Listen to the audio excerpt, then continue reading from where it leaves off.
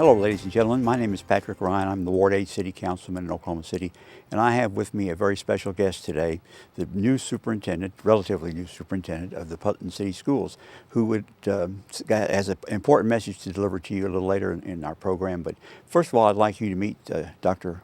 Rhodes. Yes, sir. And Dr. Rhodes, give us a little bit of information about your background and how long have you been with PC Schools as superintendent? I grew up in western Oklahoma and started at Oklahoma Christian wanting to be a teacher. I started with Putnam City Schools in 1976 and spent 29 years in the district working primarily in the northwest part of the district at elementary schools at Wiley Post and Dennis and Will Rogers.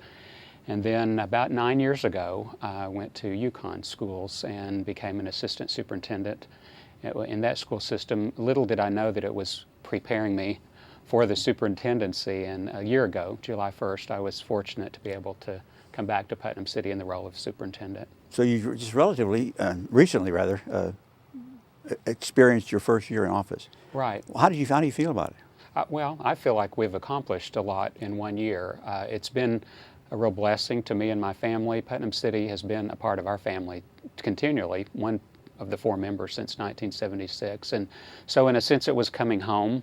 It was coming back to the district, but obviously in a different role.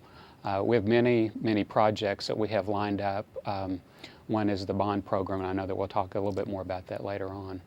Well, you arrived at Putnam City at a very crucial time in the educational world, I guess. There's upheaval all over the country, and particularly in Oklahoma, with the Common Core program being abandoned, and nothing on the boards really to replace it yet, except promises from our legislature. Right. You know, that's caused some frustration among people, especially teachers who have worked for a couple of years preparing for Common Core. What I tell people all the time, though, is that the training that teachers have taken with Common Core, that won't be taken away, because what Common Core has done is a lot of the training has prepared teachers to be able to, what we think of and call it, differentiate in instruction and different approaches to reaching students.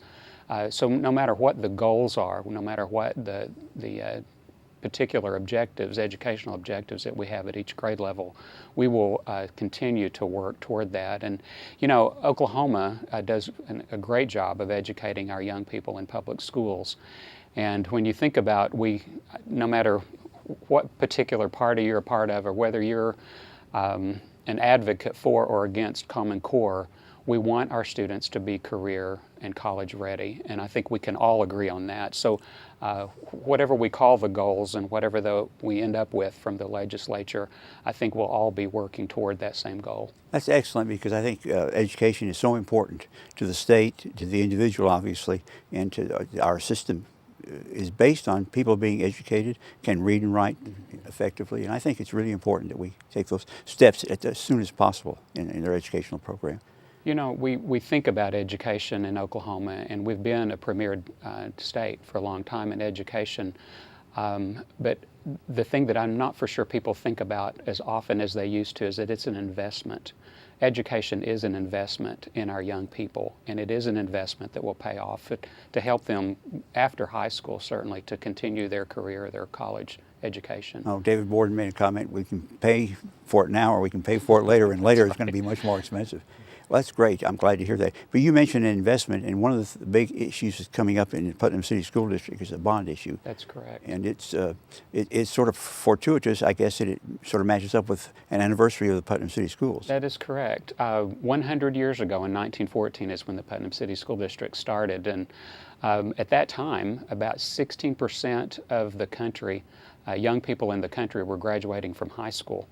We think in terms today of dropout rate and how many students are we graduating. Well, at that time, most common in Oklahoma, you would get an 8th grade education, and that was really the end of your education. But in 1914, there were only 2 high schools, 2 school districts in the state that were providing a high school education for their students, and that was Oklahoma City and Tulsa. And if a student was living in what was to become the Putnam City School District and 4 dependent districts, which are, today we call them elementary districts, school districts that go through 8th grade, you had to catch the interurban the interurban that left downtown Oklahoma City and went to the Putnam City stop at State and 39th, which today we think of as Route 66, and then El Reno, and then or Yukon, and then El Reno and back. But you had to catch that and ride to downtown Oklahoma City to get a high school education. So the parents in the area of Putnam City decided they wanted to build their own high school, start their own high school. So in 1914, those parents from those 4 dependent districts came together and formed what today is known as Putnam City Schools. And of course, Putnam City is very proud of our rich heritage that we've had for so long, for 100 years. And we are the very first, what's known as the very first consolidated school district in the state of Oklahoma. That's great. Great. And now, tell us a little bit about the bond issue that's coming up. Sure. The bond, we're calling it the Centennial Bond because the bond election actually is August the 26th, in just a few weeks from now. So all our viewers who are in the Putnam City School District got to take particular note of that date, right. August 26th. August the 26th, of course, a Tuesday.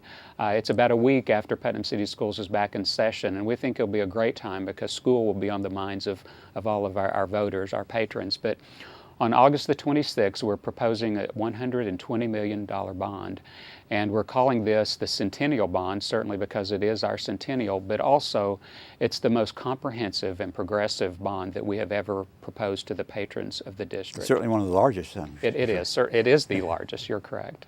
And what kind of things will it address? What kind of problems will it at solve? the top of the list is safety.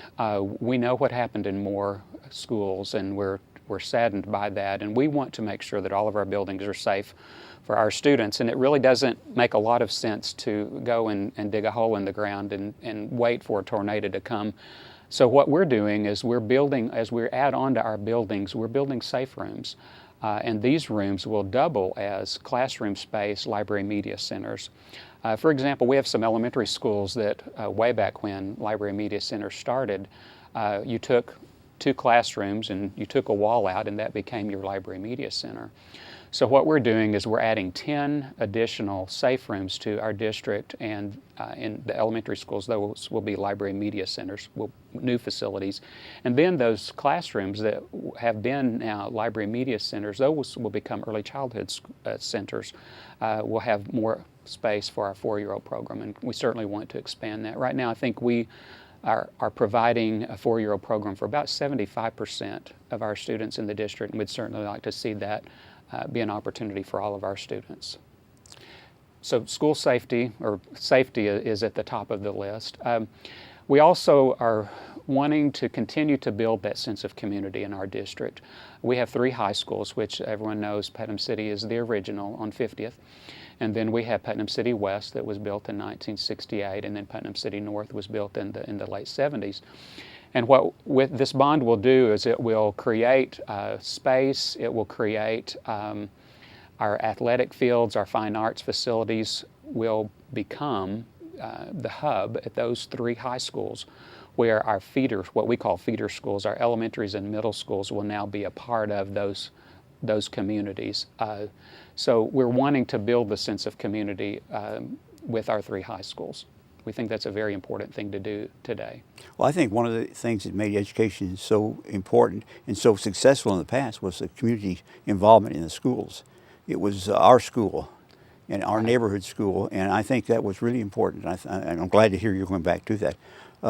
But as I recall from our previous discussion, there'll be 2 questions on the bond issue.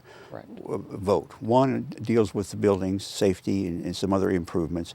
The other is for transportation. Would you like to say a few words about the transportation Sure. part? We, by state law, you have to have 2 questions. Transportation has to be a separate question. So there will be 2 questions. The first question will be the $119 million for additional classroom space, for the safe rooms, and all of the other improvements that I could talk about in greater detail. But the second question will be transportation, and about $1 million will be proposed to help with transportation. We typically, we have great maintenance on our buses, and those buses sometimes run 20, 25 years. We transport students, and our buses run about 7,000 to 8,000 miles a day, if you can believe that. And so there's a lot of wear and tear on buses, and while we do a great job maintaining those, this $1 million will help purchase over the period of the bond about 10 more and update in transportation with our buses. If a resident who lived in the Putnam City School District had a question, where could they call and get some information about the bond issue? There are several opportunities to be able to have information. First of all, at our district office, of course, area code is 405-495-5200 is our phone number, but also our website. Our website will have all of the projects that we're proposing, as well as additional information. And our website is www.putnamcityschools.org.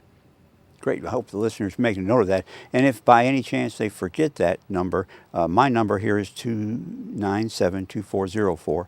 And I would be glad to take their information and have somebody from Putnam City Schools get back to them on that, if that's convenient. Because I know we won't get a lot of calls, but we may get a few trying to find out some information about the bond issue election.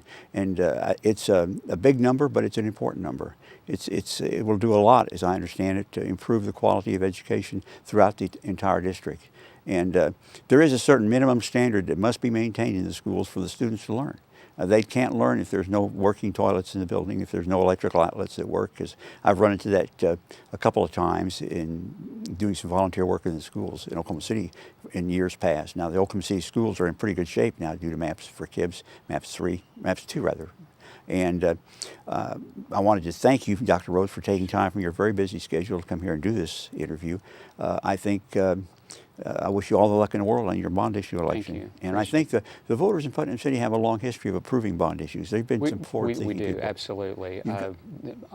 Almost all of the bonds have been approved. And what some people don't realize is that school bonds must have a 60% They're approval. a little bit different, a little bit bigger than It is a average. little bit different. But you know, with a school system, a lot of times people look at the school system before they purchase property in a district, and maintaining those buildings and maintaining quality schools is what helps people with their investment in their property. And So it's really important, I think it is, because even among people who are retired who don't have children in the Putnam City schools, it's to their benefit That is correct. to keep the property values up. And a good school district is a major, major benefit to every neighborhood.